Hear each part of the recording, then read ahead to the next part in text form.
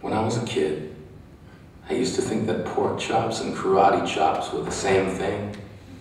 I thought they were both pork chops. And because my grandmother thought it was cute, and because they were my favorite, she let me keep doing it. Not really a big deal. One day, before I realized fat kids are not designed to climb trees, I fell out of a tree and bruised the right side of my body. I didn't want to tell my grandmother about it because I was scared I'd get in trouble for playing somewhere I shouldn't have been. A few days later, the gym teacher noticed the bruise and I got sent to the principal's office. From there, I was sent to another small room with a really nice lady who asked me all kinds of questions about my life at home. I saw no reason to lie. As far as I was concerned, life was pretty good. I told her whenever I'm sad, my grandmother gives me karate chops. This led to a full-scale investigation, and I was removed from the house for 3 days until they finally decided to ask how I got the bruises. News of this silly little story quickly spread through the school and I earned my first nickname, Pork Chop. To this day, I hate pork chops. I'm not the only kid who grew up this way. Surrounded by people who used to say that rhyme about sticks and stones. As if broken bones hurt more than the names we got called, and we got called them all. So we grew up believing no one would ever fall in love with us. That we'd be lonely forever. That we'd never meet someone to make us feel like the sun was something they built for us in their tool shed. So broken heartstrings bled the blues as we tried to empty ourselves so we would feel nothing.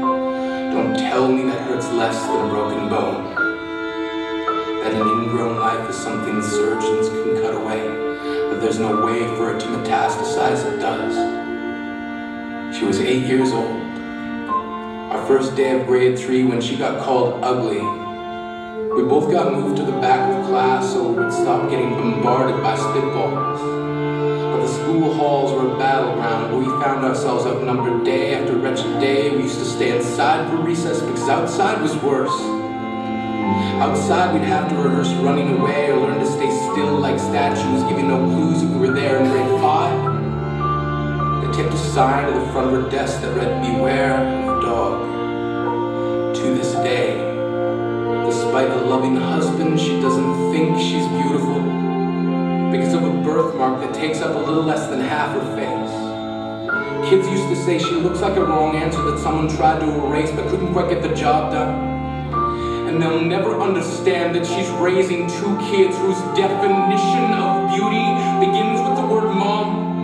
Because they see her heart before they see her skin, because she's only ever always been amazing. He was a broken branch grafted onto a different family tree.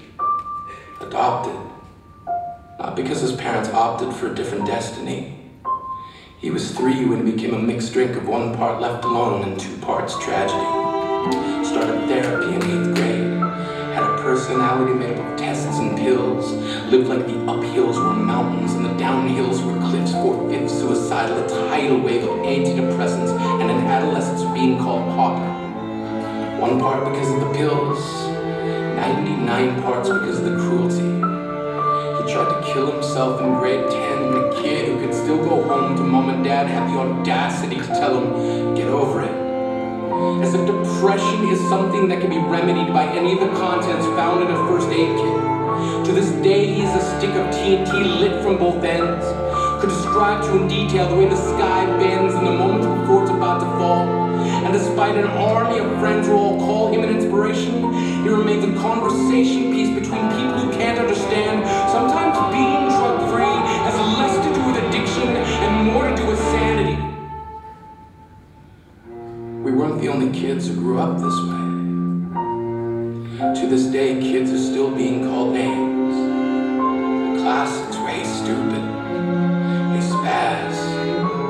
Seems like every school has an arsenal of names getting updated every year. And if a kid breaks in a school and no one around chooses to hear, do they make a sound? Or they just background noise from a soundtrack stuck on repeat when people say things like kids can be cruel? Every school was a big top circus tent, and the pecking order went from acrobats to lion tamers, from clowns to carnies. All of these miles ahead of who we were freaks. juggling depression and loneliness, playing solitaire, spin the bottle, trying to kiss the wounded parts of ourselves and heal. But at night, while the others slept, we kept walking the tightrope. It was practice, and yes, some of us fell. But I want to tell them that all of this is just debris, left over when we finally decide to smash all the things we thought we used to be. And if you can't see anything beautiful about yourself, get a better mirror. Look a little closer. Stare a little longer. Because there's something inside you that made you keep trying despite everyone who told you to quit. You built a cast around your broken heart inside of yourself. You decided they were raw. Because maybe you didn't belong to a group or a clique. Maybe they decided to pick you last for basketball or everything.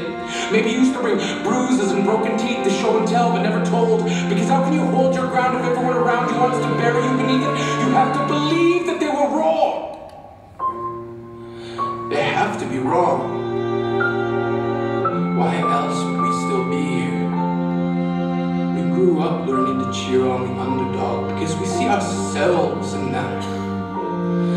Stem from a root planted in the belief that we are not what we were called. We are not abandoned cars stalled out and sitting empty on some highway. And if in some way we are, don't worry. We only got out to walk and get gas. We are graduating members from the class of we made it.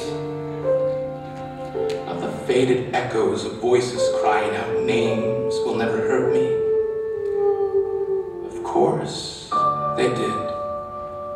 But our lives will only ever always continue to be a balancing act that has less to do with pain and more to do with beauty.